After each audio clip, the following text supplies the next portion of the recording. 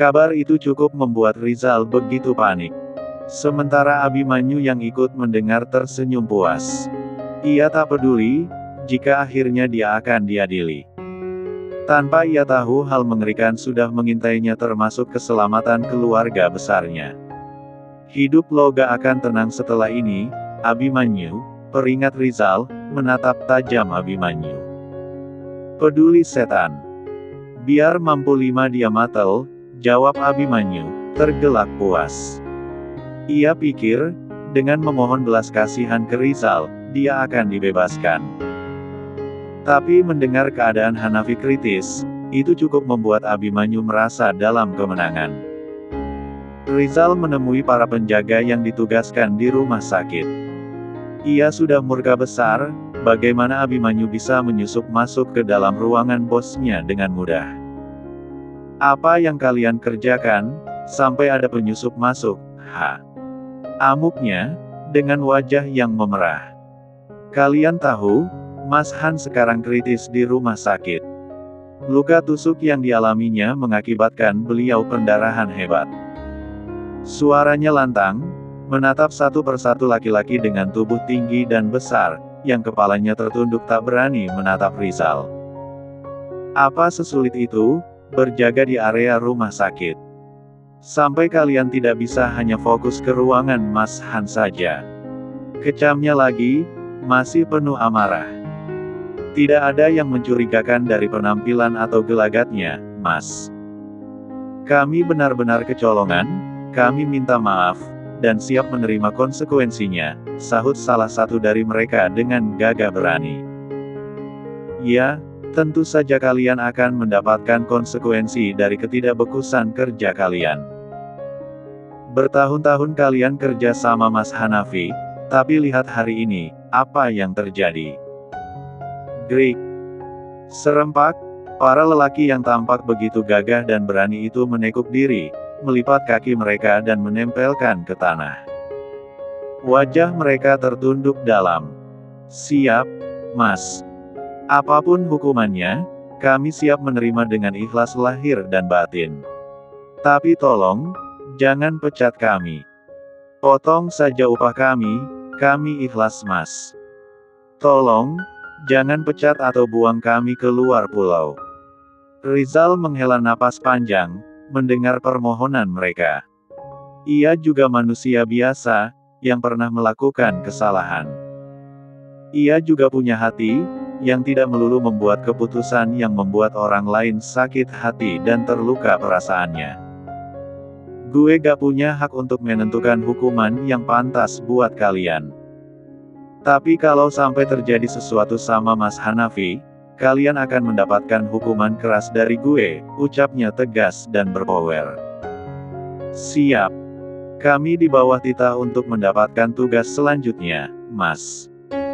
Beberapa detik Rizal memperhatikan wajah-wajah penuh penyesalan para bawahannya itu. Mereka bekerja tanpa terlihat, tapi harus selalu siaga. Memangnya mereka siapa, yang tidak bisa melakukan kesalahan? Sekian lama semuanya bekerja menjaga dan menyembunyikan semua yang harus disimpan untuk dirahasiakan. Tapi hanya karena kehamilan Arini yang membawanya harus dirawat di rumah sakit. Akhirnya memberikan celah bagi musuh untuk melumpuhkan bos besar mereka. Rumah sakit memang tempat yang paling rawan, sebab di sana tidak bisa bertindak asal atau gegabah. Salah sasaran, orang yang sakit yang terkena tuah. Termasuk penjagaan, yang kadang bisa membuat orang terkecoh, sebab di rumah sakit adalah tempat medis. Tidak sembarangan orang bisa masuk, dan selalu memiliki batasan. Karena itu, meski uang Hanafi banyak, ia juga harus menjaga privasi rumah sakit besar itu. Karena itu, saat Abimanyu masuk dengan penyamarannya yang sempurna, dengan mudahnya ia bisa melenggang masuk ke dalam ruangan Arini. Tepat saat ia mengetuk pintu, jas putih yang ia gunakan, serta masker wajah yang menyembunyikan wajahnya ia lepas kemudian ia buang begitu saja di bak sampah di depan ruangan tersebut. Dan kebetulan, pintu dibuka dengan cepat, dan memudahkan dia langsung naik ke ruangan, meski dihadang oleh Rizal. Mendengar kabar kehamilan Arini, yang menjelaskan bahwa ia sudah benar-benar menikah, seperti yang diberitakan orang-orang yang menghadiri pesta pernikahan Rizal dan Wina, membuat Abimanyu kalap mata, dan dibutakan emosi. Semua rencana yang ia susun sedemikian rupa, hancur lebur. Ini kali kedua, Abimanyu kembali kalah dari Hanafi, soal asmara. Meski berselimut dendam, sejatinya Abimanyu memang menyayangi Arini dengan sepenuh hati. Sayangnya, terselubung niat jahat yang menggerogoti pikirannya. Rumah sakit. Bau disinfektan menyengat hidung, bercampur aroma kopi dan keringat yang samar. Di ruang tunggu instalasi gawat darurat, suasana tegang mencekam. Oma Hayati, nenek Hanafi yang renta, duduk di kursi roda, tangannya gemetar memegang sapu tangan usang. Di sebelahnya, duduk Arini, istri Hanafi, yang terlihat pucat pasi dan lemas. Di pangkuannya, Faira, anak perempuan mereka yang berusia 2 tahun, tertidur pulas, tak menyadari ketegangan yang menyelimuti ruangan. Gadis kecil itu tampak begitu kontras dengan suasana mencekam di sekitarnya. Di samping Arini, Wina, menopang tubuh Arini dengan lembut. Wina terus menawarkan air dan mengusap keringat di dahi Arini, yang masih lemas setelah pingsan sebelumnya karena syok mendengar kondisi kritis Hanafi. Keheningan hanya diselingi isak lirih Oma Hayati dan sesekali batuk kecil dari Arini. Di dalam ruang operasi, Dr. Moon, ahli bedah senior, memimpin timnya dengan tenang dan terampil. Suasana hening, hanya diiringi bunyi alat-alat medis yang berdengung dan instruksi Dr. Moon yang tegas. Setiap gerakan mereka terukur dan presisi, setiap jahitan dilakukan dengan hati-hati. Tekanan darah Hanafi terus dipantau. Jantungnya berdetak lemah namun masih berjuang. Dr. Moon fokus pada luka yang cukup parah di perut Hanafi, mengetahui betapa berat tantangan yang dihadapinya. Di luar ruang operasi, Wina terus menenangkan Arini, menceritakan hal-hal yang menyenangkan untuk menghilangkan rasa cemasnya. Oma Hayati menatap Arini dengan pandangan penuh kasih dan dukungan. Faira masih tertidur lelap, tak mengetahui bahwa ayahnya sedang berjuang untuk hidup. Suasana tenang dan penuh dukungan ini berusaha diciptakan untuk mengurangi rasa cemas Arini, walaupun rasa khawatir masih menyelimuti mereka semua. Meski begitu, Arini tetap saja merasa cemas dan was-was. Tuhan, selamatkan suamiku.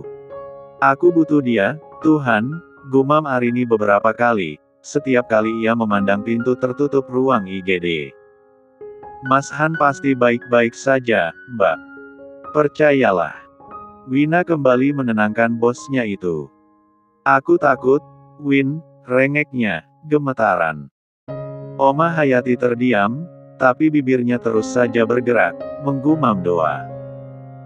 Kenangan pahit menghantuinya, melihat kondisi cucu satu-satunya yang ia miliki itu. Ia tak ingin sesuatu terjadi lalu merenggut Hanafi darinya. Air matanya meluncur bebas tanpa hambatan. Hatinya sakit, dan dia berjanji tidak akan tinggal diam, setelah tahu, siapa yang telah melukai cucunya itu. Bagaimanapun, tanyanya pada asisten kesayangannya itu. Sudah Oma, semuanya sudah Putri tangani. Mungkin tidak lama lagi, mereka pasti akan datang kemari. Putri menunjukkan tablet berukuran 10 inch ke Oma Hayati. Dengan seksama, dan mata yang menyipit, Oma Hayati memperhatikan layar tablet tersebut. Bagus, jangan ada yang tersisa ya. Biar paham itu keluarga. Putri mengangguk, lalu memberikan sapu tangan baru, sebab yang dipegang Oma sudah basah, akibat Oma yang terus menangis tanpa henti. Kamu jangan khawatir, Arini. Hanafi akan baik-baik saja, nak. Oma Hayati berusaha menenangkan cucu menantunya itu dengan mengusap lembut bahu Arini yang berguncang tanpa henti akibat menangis. Arini hanya terisak, mendengar kata-kata sang nenek dari suaminya. Apalagi memangnya, yang bisa ia percaya, sebelum ia melihat suaminya itu selamat. Ia masih ingat, saat dokter berkata, suaminya kehilangan banyak darah, dan tusukan yang dilakukan Abimanyu pada suaminya itu mengenai usus. Yang mengakibatkan Hanafi sempat sesak napas dan hampir kejang-kejang. Setelah beberapa jam yang terasa seperti keabadian, pintu ruang operasi akhirnya terbuka. Dr. Moon muncul, wajahnya tampak kelelahan namun ada setitik kelegaan di matanya. Ia menghampiri Arini dan Oma Hayati, menyampaikan kabar baik sekaligus peringatan. Alhamdulillah, operasi berhasil, katanya pelan, suaranya terdengar serak. Pendarahan berhasil dihentikan dan kerusakan organ diperbaiki. Namun, Pak Hanafi masih dalam kondisi kritis dan harus terus dipantau selama 24 jam ke depan. Dr. Moon menjelaskan kondisi Hanafi secara detail, mencoba memberikan harapan di tengah situasi yang tetap mengancam. Meskipun masih dalam kondisi kritis, setidaknya ada secercah harapan yang kembali menyinari hati Oma Hayati, Arini, dan Wina. Perjuangan belum berakhir, tetapi setidaknya, mereka telah melewati babak paling sulit. Beberapa jam kemudian, Hanafi telah dipindahkan ke ruangan intensif perawatan khusus Hanafi. Ruangan itu sunyi, hanya diiringi suara bip pelan dan teratur dari monitor detak jantung Hanafi.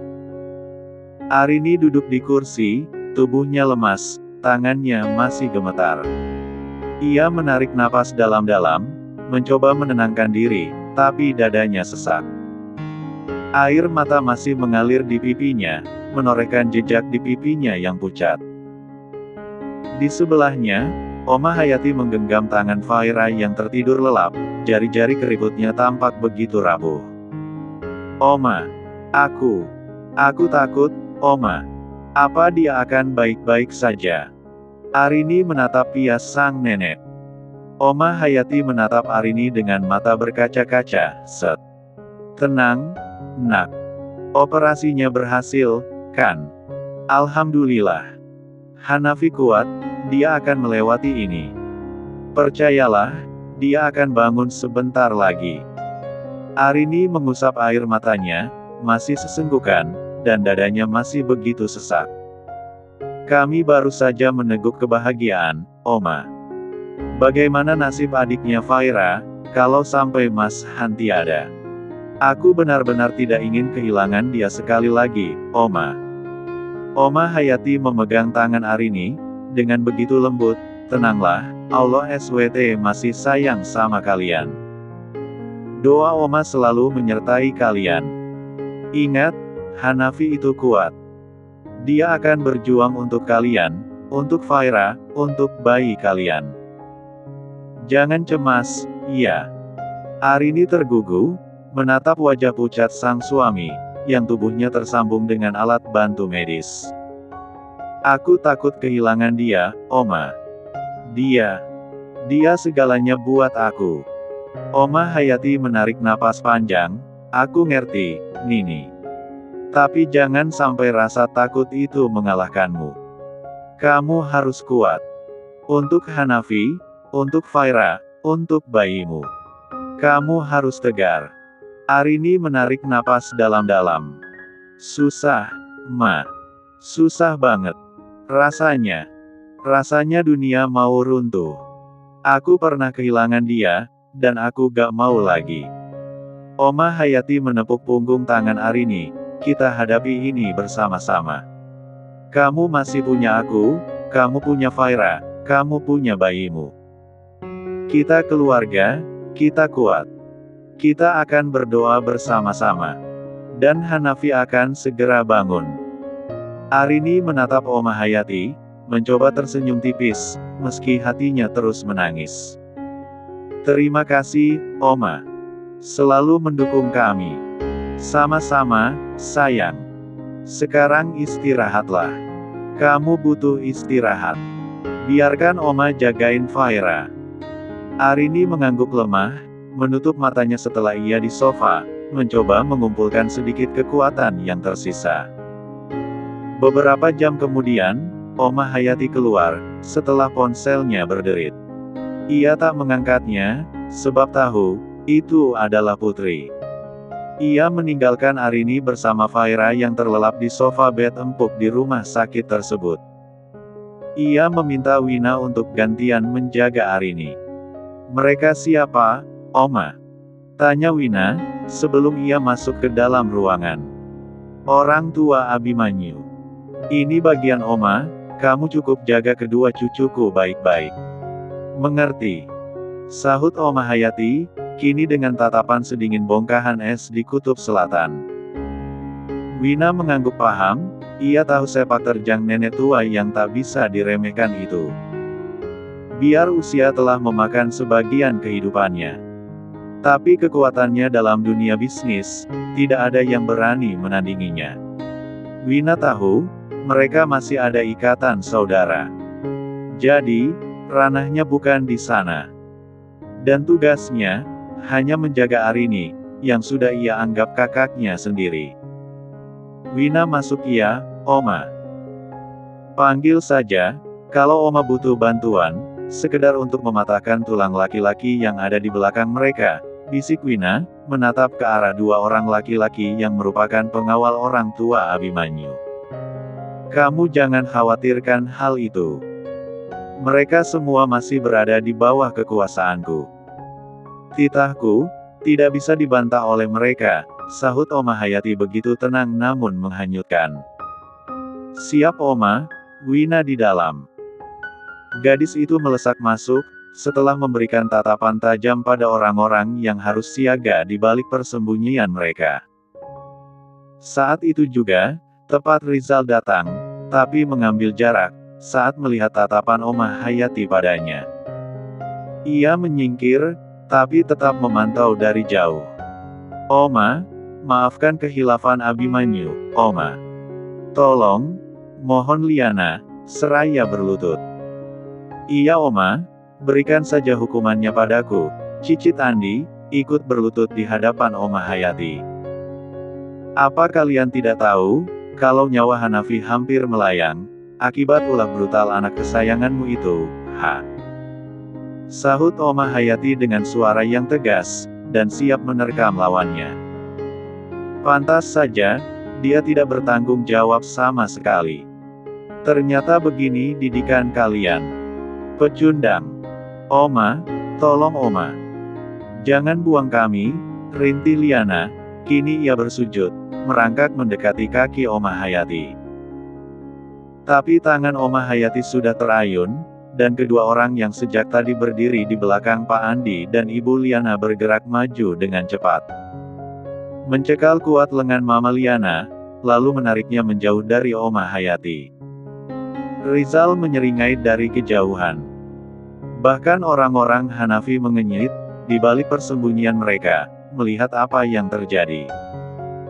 "Selama ini aku sudah cukup diam, dan menyimpan semuanya baik-baik Andi. Tapi lihat, bahkan kamu berani menyimpan busur beracun, yang sudah kamu rencanakan untuk melenyapkanku.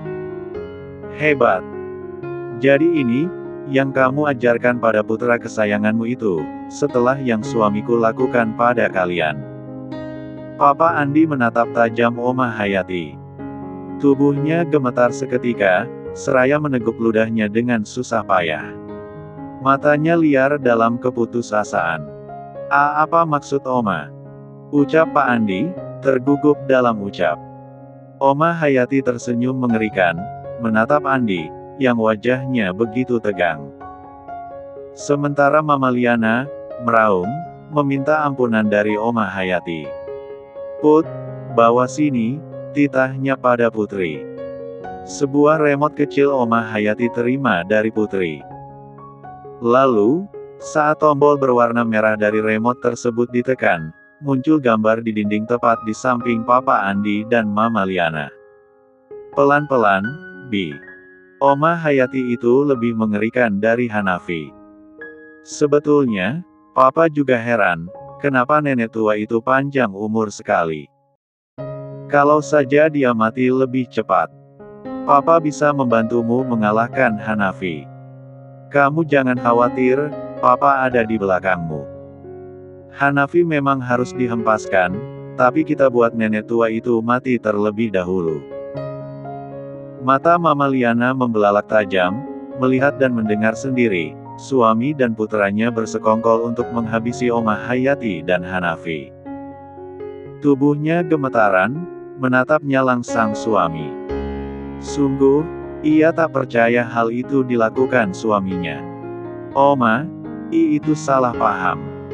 Bukan begitu.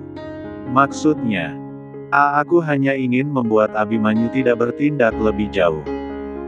Karena itu, aku bilang begitu, agar dia berhenti dari tindakan konyolnya itu.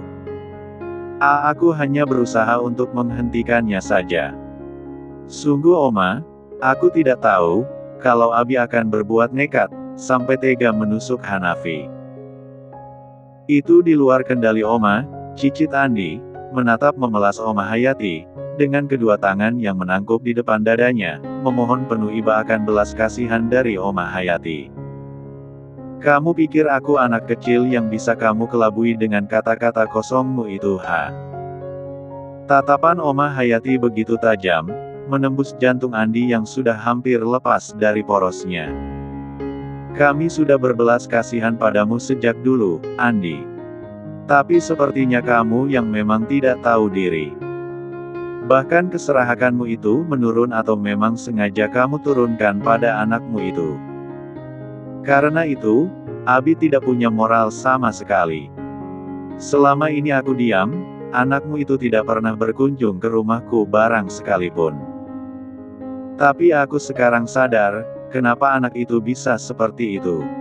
Ternyata memang ajaranmu sendiri, yang tidak mengenalkan adab sopan santun. Begini caramu membalas semua yang telah kami lakukan pada kalian. Oma, maafkan kami, tolong Oma. Biarkan saya menghajar mereka, Oma, rengek Liana, memohon kembali. Bisa apa kamu perempuan lemah? Pekik Oma Hayati ke Liana. Aku sudah peringatkan kamu, awasi suami dan anakmu, jangan sampai membuat kesabaranku habis. Tapi lihat sekarang, apa pula yang sudah kamu lakukan selama ini ha? Ampun, Oma. Tolong ampuni kami. Andi kini berlutut, dan memohon dengan tangisannya. Sementara itu, di dalam penjaranya, Abimanyu membelalak tajam, melihat layar lebar di hadapannya, yang memang disambungkan ke sana, apa yang sedang terjadi di rumah sakit. Ia meneguk ludahnya kasar, tak mengerti dengan yang kedua orang tuanya itu lakukan. Apa-apaan ini? Gumamnya, dengan tangan terkepal erat, menatap tajam layar dinding kelam, yang dengan jelas memutar semuanya. Rumah lama kalian masih utuh, dan belum ambruk. Ya, mungkin usang dan berdebu. Tapi lebih baik, bukan? Tinggal kalian bersihkan saja, dan bisa ditempati. Aku masih punya hati, tak tega rasanya, kalau harus membuang kalian ke pulau tak berpenghuni. Mau bagaimanapun, aku masih ada belas kasihan. Tidak tahu dengan Hanafi nanti. Jadi, aku ingatkan sekarang juga, cepat kemasi semua barang-barang kalian. Dan pergilah dari rumah besar itu. Oma Hayati tak menatap lagi kedua suami istri yang menangis memohon belas kasihan sang Oma. Put, panggilnya lagi, ke Putri. Perempuan yang berdiri sejak tadi di belakang Oma Hayati menyerahkan map berwarna coklat ke Oma Hayati. Dan, serik. Oma Hayati melempar map itu dengan satu hempasan. Itu pengalihan semua harta yang ada, aku kembalikan ke pemilik yang seharusnya, Hanafi Darmawangsa Satria, cucuku. Jadi, detik ini juga, kamu ataupun Abimanyu dan semua keluargamu, tidak ada hak apapun atas semua perusahaan. Paham? Apa? Pekik Abimanyu mengerjapkan matanya berulang kali, tak percaya dengan apa yang didengar barusan.